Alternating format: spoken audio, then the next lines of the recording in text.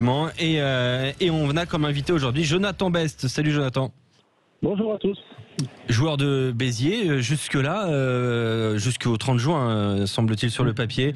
Mais c'est aussi la fin d'une magnifique carrière, Jonathan Best. Environ 350 matchs quand on a discuté cette semaine. On a fait un petit peu le bilan, 350 matchs en carrière, saison de rugby. Et un livre en préparation aux éditions Critères, Rouge et Bleu. Forcément, le titre était tout trouvé, Jonathan. Ouais, c'est vrai que j'ai eu la chance de connaître que deux clubs dans ma carrière, que ce soit Grenoble ou Béziers, c'était les mêmes couleurs. Donc voilà, puis évidemment, il y a un double jeu de mots avec le bleu au pluriel, puisqu'on sait que le rugby est un sport de contact et qu'il laisse quand même pas mal de séquelles que je commence à percevoir, malgré le fait que ça fait pas très longtemps que j'ai arrêté, puisqu'officiellement la saison s'est terminée hier. Mais j'avoue que mon corps me rappelle un peu à l'ordre tous les matins et voilà, et j'avais envie de raconter un peu cette histoire-là, donc voilà, ça fait partie un peu de mes projets pour la suite de ma vie. Quand est-ce que la décision a été prise de s'arrêter, justement, Jonathan Best ? Est-ce que c'est l'âge 38 ans bientôt, c'est ça ? Ouais, 38 ans au mois d'août, non. En fait, il y a une accumulation de choses. C'est vrai qu'on a passé une intersaison quand même assez agitée du côté de Béziers. Tout le monde a suivi un peu l'épisode du potentiel de rachat du club. J'avoue que moi, j'avais pris un petit peu parti dans cette histoire-là et il y a pas mal de choses qui me sont retombées en travers de la figure. Donc ça, c'est la première raison. Après, il y a aussi parce que j'ai des enfants qui sont petits et qu'aujourd'hui, j'ai envie de les voir grandir et passer du temps avec eux. Et puis aussi aujourd'hui, parce que c'est un rugby dans lequel je me retrouve un petit peu moins et que j'ai envie d'aller dans le rugby amateur faire une dernière année pour voir si mon rugby a pas tant changé que ça et me rabibocher un peu avec le rugby avant de définitivement raccrocher les crampons. Sans tout raconter, ce qu'il y a dans ce livre qui sortira d'ailleurs dans combien de temps à peu près, quelle est un petit peu l'idée de la date de parution ? Normalement, c'est prévu pour le mois de juillet parce que, comme on l'a dit tout à l'heure, mon contrat se termine le 30 juin avec Béziers et que c'est vrai qu'il y a des choses que je raconte et voilà, on va dire pour éviter des fois quelques retours de bâton, c'était le plus simple que ça se fasse le jour où je suis plus salarié de la SBH, même si je suis pas sévère vis-à-vis de mon club, mais voilà, je dis un peu certaines vérités qu'on n'ose pas trop dire à l'heure actuelle.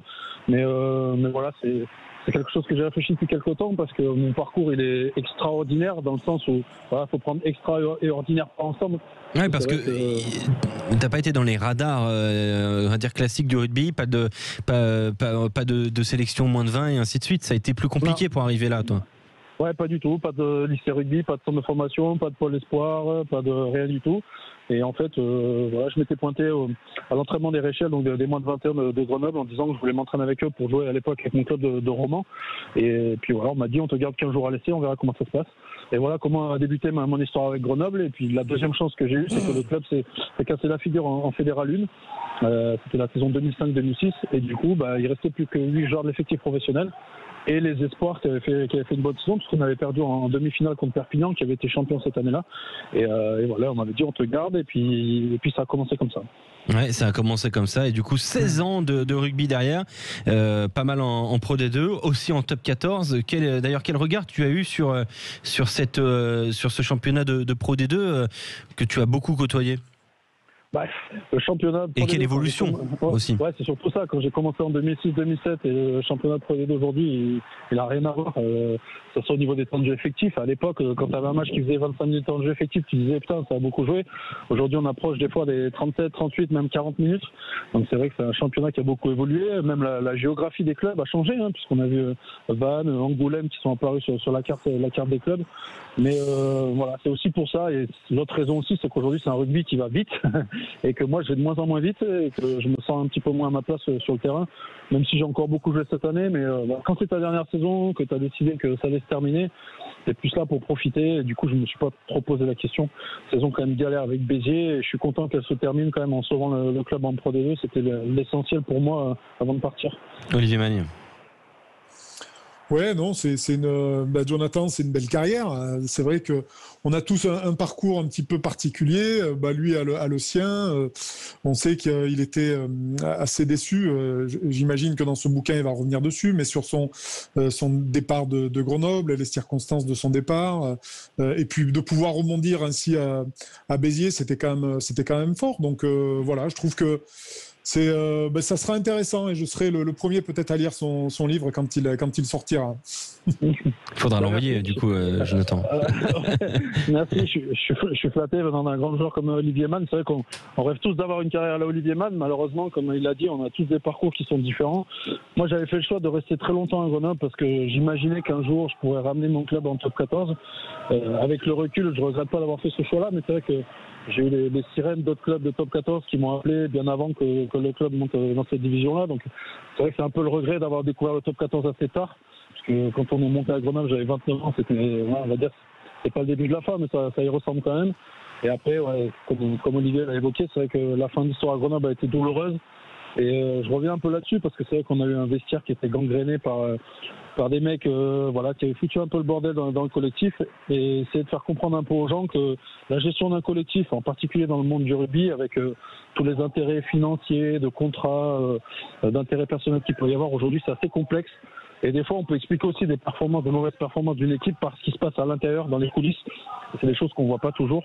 Ah oui. Et c'est pas anodin si l'année où je suis parti de Grenoble, moi, puisque je suis parti en novembre 2016, c'est pas anodin si à la fin de la saison, le club se retrouve rétrogradé en Pro D2 parce qu'il y avait trop de mauvaises choses qui avaient été faites. Et voilà. Et la suite pour toi, maintenant, après ta carrière de rugbyman, dans les médias du coup ou pas?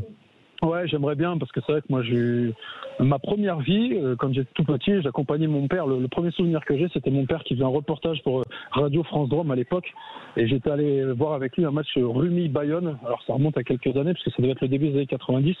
Et en fait, moi, j'avais été impressionné par l'entrée dans ce vestiaire, là, de voir ces grands gaillards comme ça, mon père avec le micro en train de faire des interviews d'après-match.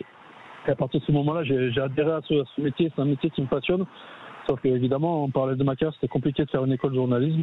Donc aujourd'hui, j'espère peut-être avoir convaincu par le fait que je peux être clair dans mes propos et dans l'explication du jeu de rugby comme il a évolué. Et c'est vrai que je désespère pas peut-être d'un jour de devenir consultant, de donner un peu mon avis sur un championnat que je connais, parce que c'est vrai que la Pro D2, j'ai quand même fait plus de 250 matchs en Pro D2. Donc voilà, c'est un championnat que je connais pas mal de joueurs. Mais sinon, il y a plein d'autres choses. Voilà, une dernière saison en Fédéral 3, je vais faire pas mal de choses. Il y a mon bouquin, j'ai d'autres bouquins qui sont en projet d'écriture. Voilà, moi, ma vie, c'est l'écriture, c'est raconter des histoires, parce qu'on est dans des métiers passionnels et qu'il y a plein de gens qui adorent qu'on leur raconte ce genre d'histoire. Eh bien, merci beaucoup, Jonathan Best, et bravo pour cette carrière. Ça continue évidemment en livre Rouge et Bleu aux éditions Critères, sorti dans quelques semaines.